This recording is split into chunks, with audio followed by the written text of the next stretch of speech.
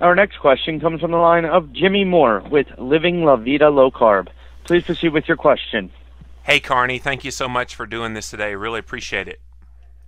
That's a really cool name. I love it. Thank you. Ricky Martin, next to Wilson Pill is my favorite artist. Hey, I wanted to ask you about low-fat diets. It sounds like from the menu that you described earlier that kind of is where you're tending towards, and yet we're seeing a lot of research come out about the healthfulness of eating fats, even saturated fat, while reducing our carbohydrates. And I know in the past you've gone no sugar, low carbs, really trying to make sure that your carbohydrate intake is stabilized so that you can stabilize your blood sugar. Is that something that you're going to try to implement again with this new approach, or have you kind of gone back to what you know has worked for you in the past? Well, you know, many things have worked in the past, but the point is that I'm trying to embrace a more balanced, sort of healthier, realistic lifestyle and way to eat. And it's not a deprivation, and it's not beating myself up if I blow it.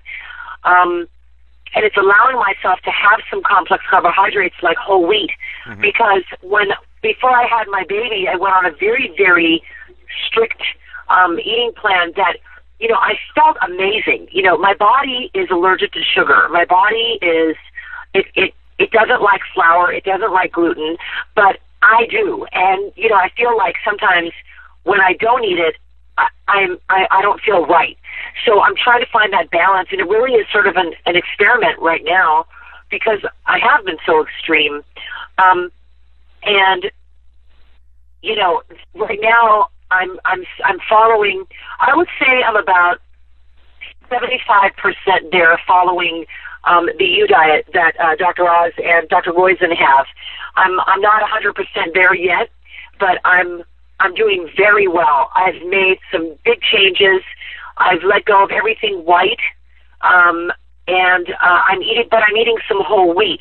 Before, when I lost 50 pounds right before I got pregnant with my second daughter, I was doing no dairy, no carbs, no sugar, no flour at all, except occasionally some gluten-free toast or bread and an occasional brown rice. But, you know, it worked for a dramatic, quick weight loss, even though it was healthy. My body, I had a lot of energy, but that's not a realistic thing for me to keep up forever, and maybe it is for some people, but not for me. So what I decided to do was I have Parmesan cheese, I have mozzarella cheese, and I have a little feta cheese, and maybe a farmer cheese, but more feta. And those are the cheeses I allow myself to have in moderation. And then in terms of carbohydrates, nothing white. I have brown rice probably 3 times a week, and I have an occasional rice noodle, and I have whole wheat, but very little of that. Like I'll have a whole wheat English muffin or a really healthy multigrain whole wheat bread, 1 piece per serving. I try to keep it down to like 1 to 2 carbs a day, because if I have more than that, I don't lose weight. And now that I'm 41, it is a lot harder for me to lose weight right now. In fact, I've lost 5 pounds since I started with Dr. Oz, and it's taken me 3 weeks to lose 5 pounds.